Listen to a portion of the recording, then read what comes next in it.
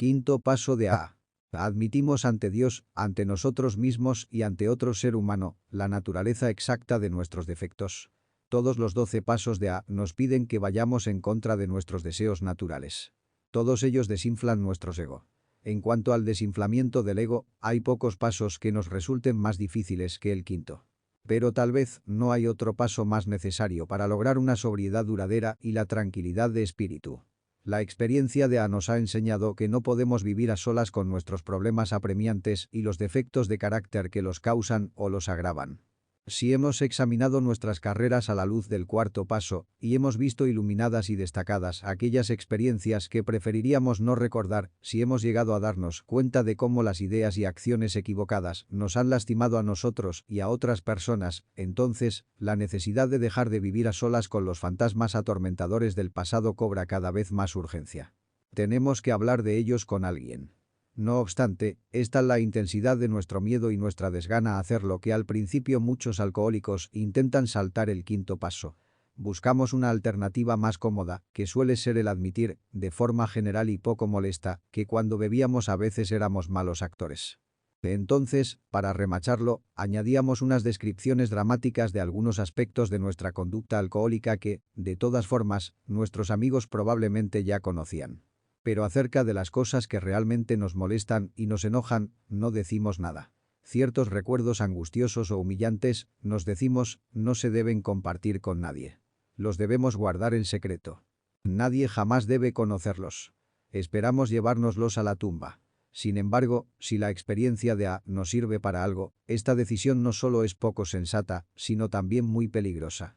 Pocas actitudes confusas nos han causado más problemas que la de tener reservas en cuanto al quinto paso. Algunas personas ni siquiera pueden mantenerse sobrias por poco tiempo, otras tendrán recaídas periódicamente hasta que logren poner sus casas en orden. Incluso los veteranos de A que llevan muchos años sobrios, a menudo pagan un precio muy alto por haber escatimado esfuerzos en este paso. Contarán cómo intentaban cargar solos con este peso, cuánto sufrieron de irritabilidad, de angustia, de remordimientos y de depresión, y cómo, al buscar inconscientemente alivio, a veces incluso acusaban a sus mejores amigos de los mismos defectos de carácter que ellos mismos intentaban ocultar. Siempre descubrían que nunca se encuentra el alivio al confesar los pecados de otra gente. Cada cual tiene que confesar los suyos.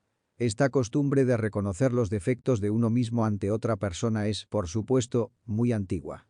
Su valor ha sido confirmado en cada siglo y es característico de las personas que centran sus vidas en lo espiritual y que son verdaderamente religiosas.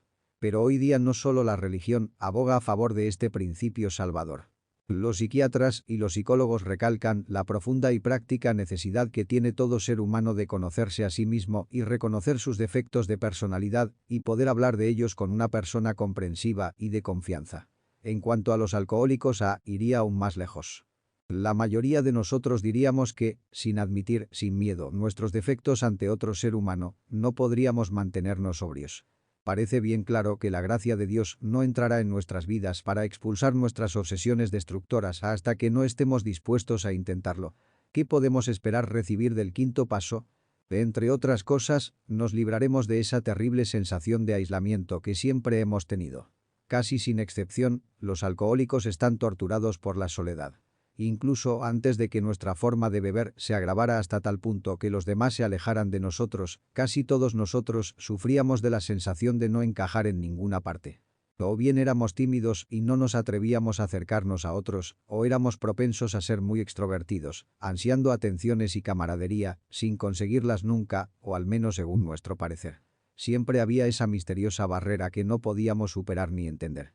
Era como si fuéramos actores en escena que de pronto se dan cuenta de no poder recordar ni una línea de sus papeles. Esta es una de las razones por las que nos gustaba tanto el alcohol. Nos permitía improvisar. Pero incluso Baco se volvió en contra nuestra. Acabamos derrotados y nos quedamos en aterradora soledad. Cuando llegamos a ahí por primera vez en nuestras vidas nos encontramos entre personas que parecían comprendernos, la sensación de pertenecer fue tremendamente emocionante. Creíamos que el problema del aislamiento había sido resuelto. Pero pronto descubrimos que, aunque ya no estábamos aislados en el sentido social, todavía seguíamos sufriendo las viejas punzadas del angustioso aislamiento.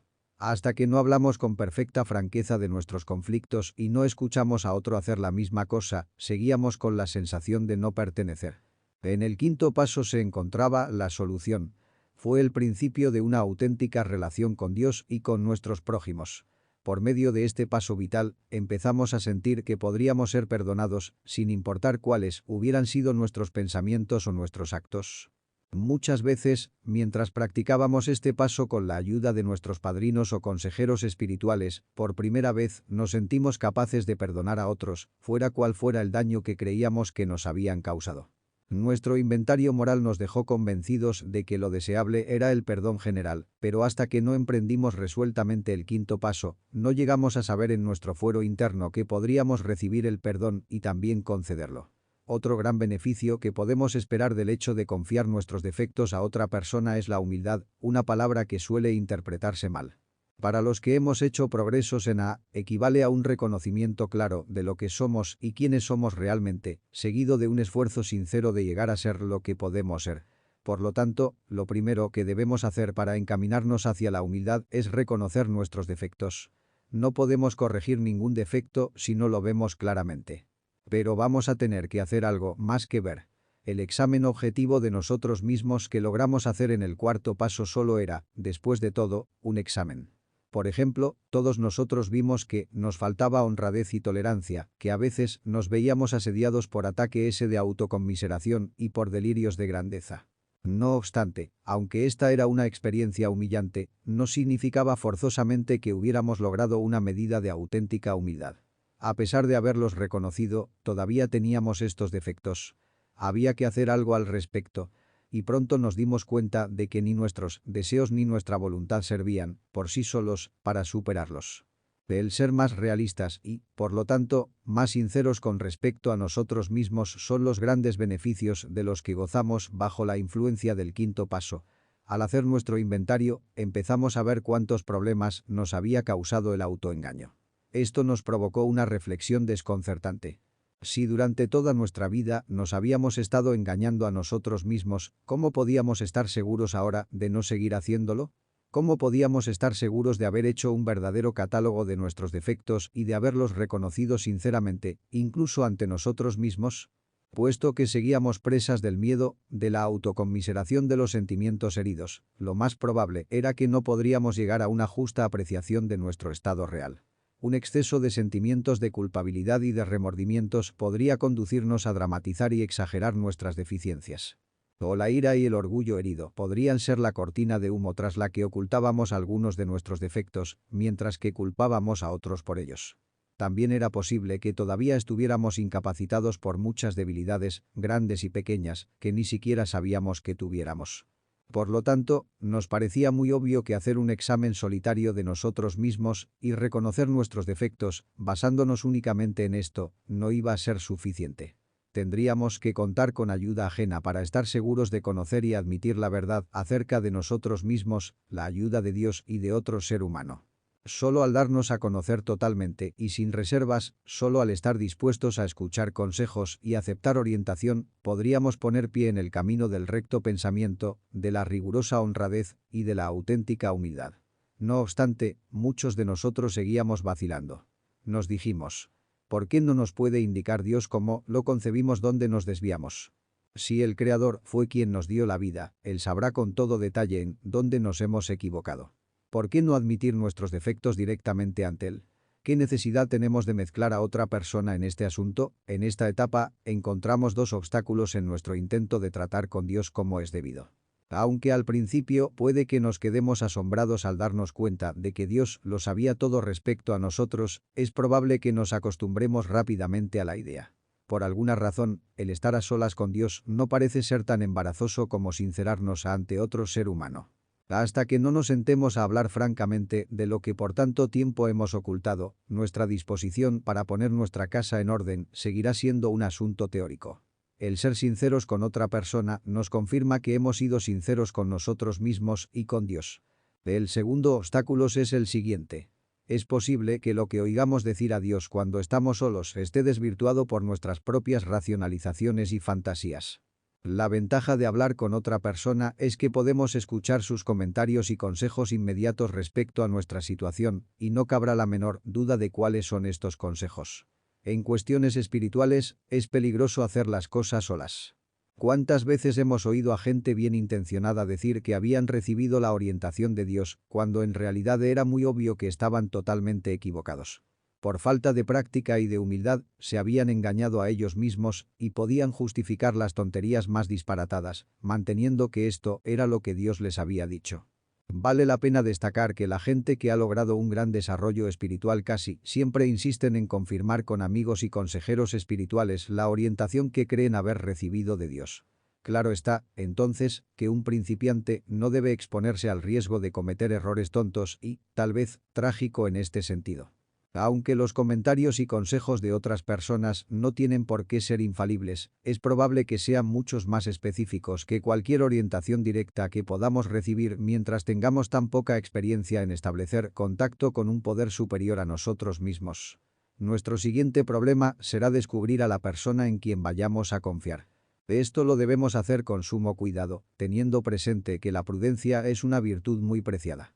Tal vez tendremos que comunicar a esta persona algunos hechos de nuestra vida que nadie más debe saber.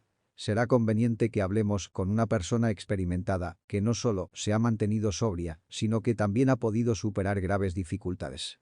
Dificultades, tal vez, parecidas a las nuestras. Puede suceder que esta persona será nuestro padrino, pero no es necesario que sea así. Si has llegado a tener gran confianza en él, y su temperamento y sus problemas se parecen a los tuyos, entonces será una buena elección. Además, tu padrino ya tiene la ventaja de conocer algo de tu historia. Sin embargo, puede ser que tu relación con él es de una naturaleza tal que solo quieras revelarle una parte de tu historia. Si este es el caso, no vaciles en hacerlo, porque debes hacer un comienzo tan pronto como puedas. No obstante, puede resultar que elijas a otra persona a quien confiar las revelaciones más profundas y más difíciles. Puede ser que este individuo sea totalmente ajeno a, por ejemplo, tu confesor o tu pastor o tu médico. Para algunos de nosotros, una persona totalmente desconocida puede que sea lo mejor. Lo realmente decisivo es tu buena disposición para confiar en otra persona y la total confianza que deposites en aquel con quien compartes tu primer inventario sincero y minucioso. E incluso después de haber encontrado a esa persona, muchas veces se requiere una gran resolución para acercarse a él o ella. Que nadie diga que el programa de A no exige ninguna fuerza de voluntad. Esta situación puede que requiera toda la que tengas. Afortunadamente, es muy probable que te encuentres con una sorpresa muy agradable. Cuando le hayas explicado cuidadosamente tu intención y el depositario de tu confianza vea lo verdaderamente útil que puede ser, les resultará fácil empezar la conversión y pronto será muy animada. Es probable que la persona que te escucha no tarde mucho en contarte un par de historias acerca de él mismo, lo cual te hará sentirte aún más cómodo. Con tal que no ocultes nada, cada minuto que pase te irás sintiendo más aliviado. Las emociones que has tenido reprimidas durante tantos años salen a la luz y, una vez iluminadas, milagrosamente se desvanecen. Según van desapareciendo los dolores, los reemplaza una tranquilidad sanadora. Y cuando la humildad y la serenidad se combinan de esta manera, es probable que ocurra algo de gran significación. Muchos que una vez fueron agnósticos o ateos, nos dicen que en esta etapa del quinto paso sintieron por primera vez la presencia de Dios. E incluso aquellos que ya habían tenido fe, muchas veces logran tener un contacto consciente con Dios más profundo que nunca. De esta sensación de unidad con Dios y con el hombre, salir del aislamiento al compartir abierta y sinceramente la terrible carga de nuestro sentimiento de culpabilidad, nos lleva a un punto de reposo donde podemos prepararnos para dar los siguientes pasos hacia una sobriedad completa y llena de significado.